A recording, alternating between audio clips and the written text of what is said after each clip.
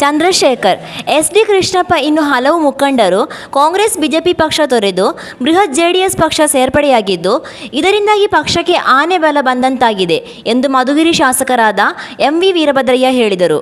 ವೀರಭದ್ರಯ್ಯರವರ ನಿವಾಸ ಡಿ ಕೈಮರದಲ್ಲಿ ಹಮ್ಮಿಕೊಂಡಿದ್ದ ವಿವಿಧ ಪಕ್ಷಗಳಿಂದ JDS ಪಕ್ಷಕ್ಕೆ ಸೇರ್ಪಡೆ ಹಾಗೂ ಕಾರ್ಯಕರ್ತರ ಬೃಹತ್ ಸಮಾವೇಶವನ್ನುದ್ದೇಶಿಸಿ ಅವರು ಮಾತನಾಡುತ್ತಿದ್ದರು. ಪ್ರಾದೇಶಿಕ ಪಕ್ಷವಾಗಿದ್ದರೂ ಸಹ ದೇಶಕ್ಕೆ ಪ್ರಧಾನಿ ಕೊಟ್ಟಿದ್ದು ಇದೇ ನಮ್ಮ ಜಾತ್ಯತೀತ ಜನತಾದಳ ಪಕ್ಷ ಎಂದು ನಾವು ಹೆಮ್ಮೆಯಿಂದ ಹೇಳಬಹುದು. HD ದೇವೇಗೌಡರು ರಾಜ್ಯದ ಮುಖ್ಯಮಂತ್ರಿಗಳಾಗಿ, ದೇಶದ ಪ್ರಧಾನಮಂತ್ರಿಗಳಾಗಿ 10 ಹಲವು ಜನ ಉಪಯೋಗಿ ಕೆಲಸ ಕಾರ್ಯಗಳನ್ನು ಮಾಡಿರುವುದು ಒಂದು ಇತಿಹಾಸದಂತೆ ನಾವು ನೋಡಬಹುದು ಎಂದು ಅವರು ಹೇಳಿದರು. ಗ್ರಾಮೀಣ ಭಾಗದ ಬದುಕನ್ನು ಹಸನು ಮಾಡಲು ಪಂಚರತ್ನ ಯೋಜನೆ ಘೋಷಣೆ ಮಾಡಲಾಗಿದೆ. ಈ ಯೋಜನೆ ಆರೋಗ್ಯಕ್ಕೆ, ಶಿಕ್ಷಣಕ್ಕೆ, ವಿದ್ಯಾಭ್ಯಾಸಕ್ಕೆ, ಯುವಕ ಯುವತಿಯರಿಗೆ ಉದ್ಯೋಗ ಸೃಷ್ಟಿ ಮಾಡಲು, ಪ್ರತಿ ಮನೆಯ ಸಮಸ್ಯೆ ನೀಗಿಸುವುದನ್ನು ಒಳಗೊಂಡಿದೆ.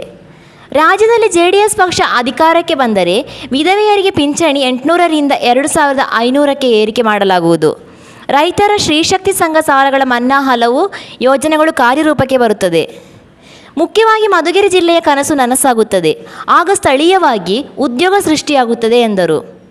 ಕೊಂಡವಾಡಿ ಚಂದ್ರಶೇಖರ್ ಮಾತನಾಡಿ, ನಾನು ಕಾಂಗ್ರೆಸ್ ಪಕ್ಷ ತೊರೆದು JDS ಪಕ್ಷಕ್ಕೆ ಬರಬೇಕಾದರೆ ಈ ಕ್ಷೇತ್ರದ ಸ್ಥಳೀಯ ಅಭ್ಯರ್ಥಿಯಾಗಿ ಕಾಂಗ್ರೆಸ್ ಪಕ್ಷದ ಟಿಕೆಟ್ ಆಕಾಂಕ್ಷಿಯಾಗಿದ್ದೆ.